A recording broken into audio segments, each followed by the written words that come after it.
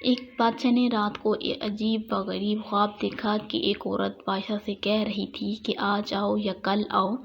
بادشاہ ڈر گیا اور اس کی آنکھ کھل گئی۔ دوسرے دن دوبارہ بادشاہ کو وہی خواب آیا تو بادشاہ نے اپنی بیٹی مہرالنساء سے خواب کی تعبیر یوں پوچھی۔ مہرالنساء خوابوں کی تعبیر کا علم رکھتی تھیں۔ شہزادی نے بادشاہ سے کہا کہ اس بار اگر آپ کو خواب میں وہی عورت آ کر پوچھے کہ آؤ یا کل آؤ تو آپ اسے کہہ دینا کہ نہ آج آؤ اور نہ کل، بلکہ ابھی کے ابھی آ جاؤ۔ بادشاہ نے اپنی بیٹی کی بات پر عمل کیا اور سو گیا۔ رات کو وہی عورت خواب میں آئی اور پہلے والا سوال کیا۔ بادشاہ نے عورت سے کہا تم انہیں کی ابھی آ جاؤ۔ یہ سن کر عورت مسکرائی اور غائب ہو گئی۔ صبح بادشاہ جیسے ہی نیند سے بیدار ہوا تو ایک دربار نے بادشاہ کو اطلاع دی کہ پڑوسی ملک کے بیٹے بادشاہ ہمارے ملک پر حملہ کر دیا ہے۔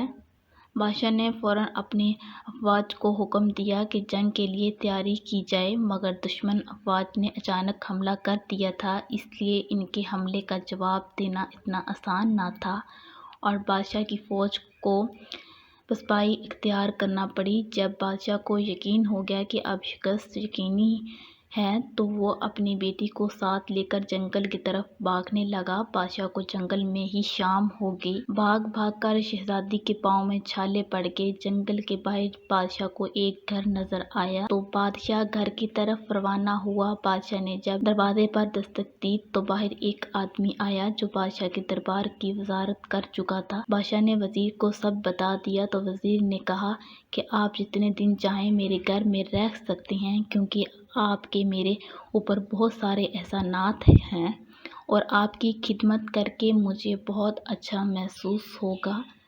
رات ہوئی تو بادشاہ نے وزیر اور اس کی بیوی کی باتوں کی آواز آئی۔ وزیر اپنی بیوی سے کہہ رہا تھا کہ یہ مصیبت اب پتہ نہیں کتنے دن ہمارے گھر میں رہے گی۔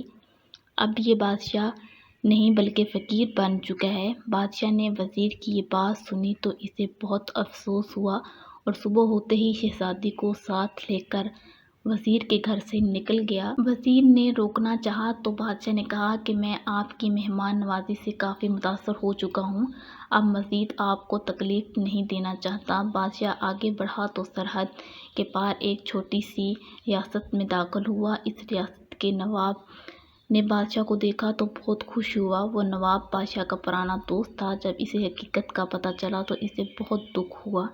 نواب بادشاہ کو اپنے گھر لے آیا۔ پہلی ہی رات نواب کی بیوی مر گئی جسے ایک بیماری لگی گئی۔ نواب ایک عامل کو اپنے گھر لے آیا تو عامل نے اپنے عمل سے نواب کو بتایا جو مہمان آپ کے گھر ٹھہرے ہیں یہ آپ کے لیے منحوس ہیں۔ بادشاہ نے جب یہ سنا تو چپکے سے نواب کے گھر سے بھی روانہ ہو گیا۔ بادشاہ کو اپنے محل کی عیش و عشرت بہت یاد آ رہی تھی۔ آگے جا کر بادشاہ کی نظر ایک محل پر پڑی۔ بادشاہ کو یہ جگہ کچھ جانی پہچانی سی لگی۔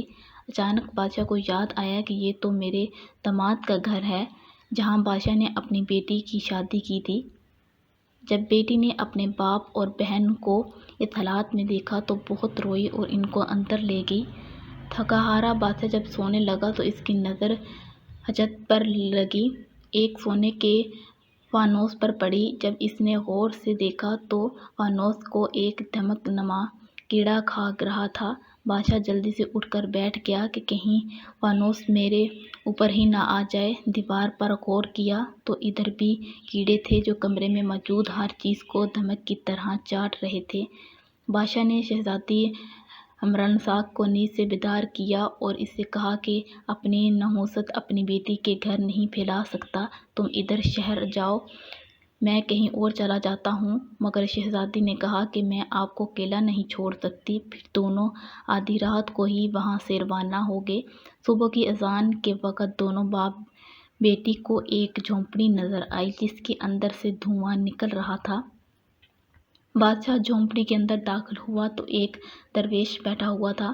بادشاہ نے درویش کو سلام کیا تو درویش نے کہا تم نے خواب میں عورت کو آج ہی بلا کر اچھا کیا، اگر کل بلاتے تو مشکل میں سنجمن جاتی۔ بادشاہ درویش کی بات سن کر حیران درویش نے کہا، تم نے خواب میں جو عورت دیکھی تھی وہ اصل گردش تھی، جو برا وقت لے کر پوچھتی تھی کہ آج آؤں یا کل۔ شہزادی ہمرنساد جانتی تھی کہ بڑھاپے میں اگر آپ پر کوئی آزمائش آئی تو آپ برداشت نہ کر پاتے، اس لیے آپ کی بیٹی نے آپ کو مشورہ دیا کہ اسے ابھی آنے کا کہو، مگر اب تمہارے لیے اچھی خبر یہ ہے کہ برا وقت اب ختم ہونے والا ہے۔ آپ کے وزیر نے فوج کو 2 بار اکٹھا کیا اور دشمن فوج پر حملہ کر دیا، جس کی وجہ سے دشمن فوج پیچھے ہٹنے پر مجبور ہو گئی۔ وزیر اس کی واپسی کا انتظار کر رہا ہے۔ بادشاہ یہ سن کر بہت خوش ہوا اور خدا کا شکر ادا کیا کہ اس مشکل وقت سے نجات ملی۔ بادشاہ اور شہزادی اب محل میں پہنچے تو ان کا شاندار استقبال کیا گیا۔ کسی بھی مشکل گھڑی میں اگر صبر سے کام لیا جائے تو اچھا وقت ضرور آتا ہے۔